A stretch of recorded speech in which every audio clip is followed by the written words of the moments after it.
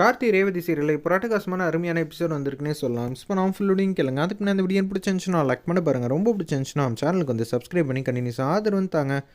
நம்ம கார்த்தி மாட்டுக்கும் யோசிச்சிட்டே இருக்காங்க, எப்படியாவது இந்த குடும்பத்தை வந்து ஒன்று சேர்க்கறதுக்கு நம்மளால் முடிஞ்ச முயற்சி வந்து செஞ்சுக்கிட்டே இருக்கணும். அப்போன்னு பார்த்து ரேவதி கேட்ட விஷயத்த வந்து சாமுண்டீஸ்வரி வந்து நிறைவு செஞ்சு தரேங்கிற மாதிரி சொல்லிடுறாங்க. அந்த இடத்துல இதை கேட்டோன்னு வந்து ரொம்ப சந்தோஷப்படுறாங்க. ஒட்டுமொத்த குடும்பமோ எப்படி இதெல்லாம் நடந்து முடிஞ்சிச்சு. ஆனால் ரேவதி கல்யாணம் முடிஞ்சதுக்கப்புறமேட்டுக்கு தான் கண்டிப்பாக நான் இவரை அவங்க அப்பா அம்மாவை பார்க்குறதுக்கு சம்மதம் வந்து சொல்லுவேன். சிவனாண்டி நான் எப்படி இருந்தாலும் ஜெயிக்கணும், அதுக்காக நான் என்ன வேணாலும் செய்வேங்கிற மாதிரி யோசிக்கும்போது நல்ல வேலை சிவனாண்டியை வச்சு நம்ம திட்டம் போட்டது எல்லாம் வந்து நிறைவேறிடுச்சுங்கிற மாதிரி தான் யோசிச்சுட்டு இருக்காங்க கார்த்தி.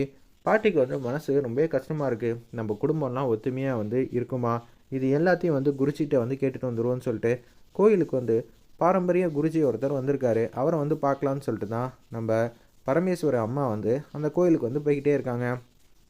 கோயிலுக்கு போய் அவங்க பார்க்கலான் இருக்காங்க.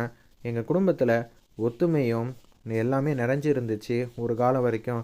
ஆனால் இப்போ என் பையன் என்னை விட்டு விலகிட்டான். அது மட்டும் இல்லாமல் இது என் பையன் வழியில் வந்த சொந்தத்தில் அவ்வளோ பிரச்சனை இருக்குது. இதுவே என்னோட பொண்ணு வழியில் வந்த சொந்தத்தில் என் பொண்ணுக்கு ஒரு பையன் இருக்கான். அவனுக்கு கல்யாணம் ஆயிடுச்சு. தீபாங்கிற மாதிரி சூப்பரான மனைவி வந்து இருந்தா. ஆனால் இப்போ அவள் நம்ம எல்லாரையும் விட்டுட்டு போயிட்டாங்க. அவன் வந்து தன்னந்தனியாக இருக்கான். கார்த்தியோட மனசு ஃபுல்லாக தீபா மட்டும்தான் இருக்காங்க. இப்போ கார்த்திக்கு வேற ஒரு கல்யாணம் வந்து பண்ணி வைக்கணும்னு நான் பேசினாலே அவன் கேட்க மாட்டேங்கிறான். இந்த பிரச்சனை எல்லாம் எப்படி தீரும் அப்படின்னு சொல்லி கேட்கும்போது, உன் பேரனுக்கு கூடிய சீக்கிரம் வந்து கல்யாணம் வந்து நடக்க போகுது. கல்யாணம் நடந்துருச்சுன்னா எல்லா பிரச்சனையும் அவனே பார்த்துப்பான். எல்லாமே தீரப்போகுது. ரெண்டு குடும்பமும் வந்து சம்மந்தமே இல்லாமல் எதிர் இருந்த குடும்பம் ஒற்றுமையாக ஒரே வீட்டில் இருக்க வேண்டிய நாள் கூடிய சீக்கிரம் வரதான் போகுது. இது எல்லாத்தையும் அந்த கடவுள் வந்து முடிச்சு போட்டு வச்சுட்டாப்புல. அப்படியா சொல்கிறீங்க குருஜி? என் பேரனுக்கு அதே மாதிரி வாழ்க்கை கிடைக்குமா அப்படின்னு சொல்லி கேட்டோன்னே, ஆமாம் கண்டிப்பாக கிடைக்கும். இது எல்லாம் உன்னோட பேரனுக்கு கல்யாணம் ஆனால் முடிஞ்ச கையோட தான் கிடைக்கும்.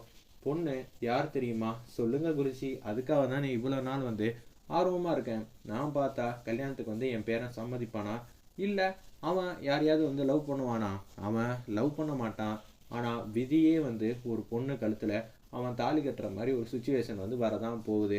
இதை யாருமே எதிர்பார்க்க மாட்டாங்க. ஆனால் அந்த பொண்ணு வேற யாருமே இல்லை, உன்னோட சொந்தக்கார பொண்ணு தான் அப்படின்னு சொல்கிறாங்க. கார்த்திக்கு முறை பொண்ணுன்னா சாமுண்டீஸ்வர் வீட்டில் இருக்கிற யாரோ ஒரு பொண்ணு தான். அப்போ நான் ரேவதியா இருக்குமோ அப்படின்னு சொல்லி யோசிக்கிறாங்க. அந்த இடத்துல நம்ம பாட்டி அந்த இடத்துல, நிச்சயம் நீங்கள் சொன்னது நிறைவேறிச்சுன்னா எங்கள் எல்லா குடும்பமும் வந்து ஒத்துமையாயிரும். அப்போ நான் ரேவதிக்கும் கார்த்திக்கும் தான் கூடிய சீக்கிரம் கல்யாணம் ஆக போகுதுன்னு கரெக்டாக நம்ம சாமுண்டீஸ்வரி பாட்டி வந்து கண்டுபிடிச்சிட்டாங்க. அந்த இடத்துல வேறு லெவலில் மாசாக இருந்துச்சுன்னே சொல்லலாம் அந்த சீன்லாம். இதை கேட்டோன்னே, நீ நினச்ச காரியம்லாம் கூடிய சீக்கிரம் நடக்க தான் போகுது, அது வரைக்கும் அமைதியாயிரு சரியா? நீ வந்து எந்த பிரச்சனையும் வந்து பண்ணாமல் இருந்தாலே போதும். என்ன சொல்கிறீங்க குருஜி? ஏன்னா உன் பேரன் இப்போ எங்கே இருக்கான்னு உனக்கே நல்லா தெரியும். அவனுக்கு கல்யாணம் ஆனதுக்கப்புறமேட்டுக்கு தான் எல்லா பிரச்சனையும் வந்து தெரிய வரும். அவன் அந்த இடத்துல வந்து கார்த்தி தான் அப்படின்னு சொல்லி தெரிய வரும். என்ன சொல்கிறீங்க, ஒன்றும் புரியலையா அப்படின்னு சொல்லும்போது, உனக்கு புரியலையா, அபிராமியோட பையன்தான் கார்த்திங்கிற விஷயம் வந்து புரிய வருங்கிற மாதிரி குருஜி வந்து சொல்லிடுறாங்க. அதுக்கப்புறம் நிச்சயம் சாமுண்டீஸ்வரி வந்து அவங்க குடும்பத்தை வந்து ஏற்றுக்க தான் போகிறாங்க. இது எல்லாம் ஒத்துமையாக வந்து நடக்க வைக்கிறதுக்கான காரணமே ரேவதியும் கார்த்தியும் ரெண்டு குடும்பத்தையும் வந்து சேர்த்து வைக்க போகிறாங்கன்னு குருஜி வந்து சூப்பராக நடக்க வேண்டிய விஷயத்தெல்லாம் வந்து டக்கு டக்குன்னு சொல்லிடுறாங்க. இதை நினச்சி ரொம்ப சந்தோஷப்படுறாங்க.